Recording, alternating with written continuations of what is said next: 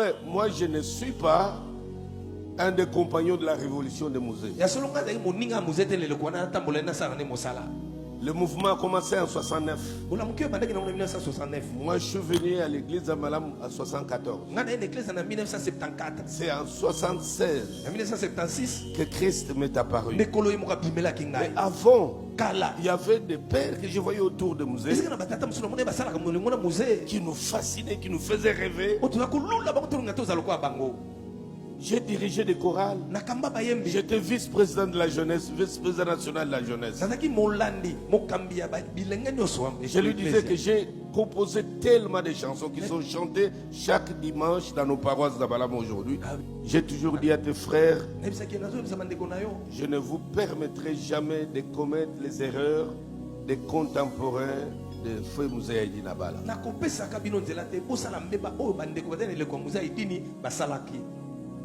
Haïdi nous a quittés. Même pas un livre. Même pas un document.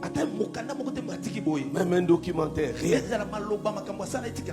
Chacun commence à spéculer à sa manière sur cette onction-là. J'entends même certains témoignages. On lui colle même des miracles à titre posthume qu'il n'avait jamais connu. Cette histoire de fameux crocodiles dans des eaux de baptême. J'ai appelé un pasteur. Je dis, mais de quoi tu parles? Dieu, certes, a opéré tellement de choses terribles, effrayantes auprès de cet homme. Mais ce que tu racontes là, tu l'as pris d'où? Oh, papa, c'est tel qu'on nous apprend souvent. C'est vrai, moi je ne suis pas un des compagnons de la révolution de Musée. Le mouvement a commencé en 69. Moi, je suis venu à l'église à Malam en 74. C'est en 76 que Christ m'est apparu. Mais avant, il y avait des pères que je voyais autour de Musée qui nous fascinaient, qui nous faisaient rêver. J'ai dirigé des chorales. J'étais vice-président de la jeunesse, vice-président national de la jeunesse. Et je lui disais que j'ai composé tellement de chansons qui sont chantées chaque dimanche dans nos paroisses d'Abalam aujourd'hui. J'ai commencé à connaître le surnaturel comme un choriste à l'église. Parce que les chorales à l'époque jouaient plusieurs rôles. C'est le groupe d'intercession, c'est le groupe d'évangélisation, et c'est de la chorale qu'on puisait des futurs pasteurs. C'est pas des chorales comme on en voit aujourd'hui juste pour chanter. Les prix que les choristes payés dans l'église.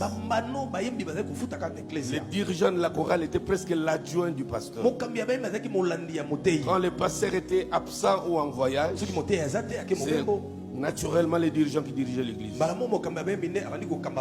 moi, j'ai eu ce stage-là, maîtrise. Mon pasteur pouvait aller à Lubumbashi, mais laisse l'église pendant 3 mois. Quand il revenait, il trouvait que l'église était multipliée par 3. Il était étonné. Avant de reprendre la main, je voulais lui remettre le micro. Il me dit non, je veux voir comment Dieu a travaillé avec toi en mon absence. Continue encore au moins 2 semaines. Il venait à l'église, il s'asseyait. Il voyait. La chose la plus grave, un jour avant de reprendre le travail, il a dit pose ta main sur mon épaule. Je suis en train de sentir que Dieu veut faire quelque chose avec toi de spécial. Moi j'étais très gêné, j'avais peur. Papa, je ne peux pas oser déposer ma main. Il dit non, fais-le. Parce que ce que j'ai vu pendant tout le temps de mon absence, c'est tout à fait exceptionnel. Aujourd'hui, nous voulons voir aussi les enfants. Ici même aux portes des cieux. Si le prophète n'est pas là, l'église ne diminue pas. Vous devez envoyer des signaux que vous recevez quelque chose de lui d'authentique dans la continuité. Amen. Amen.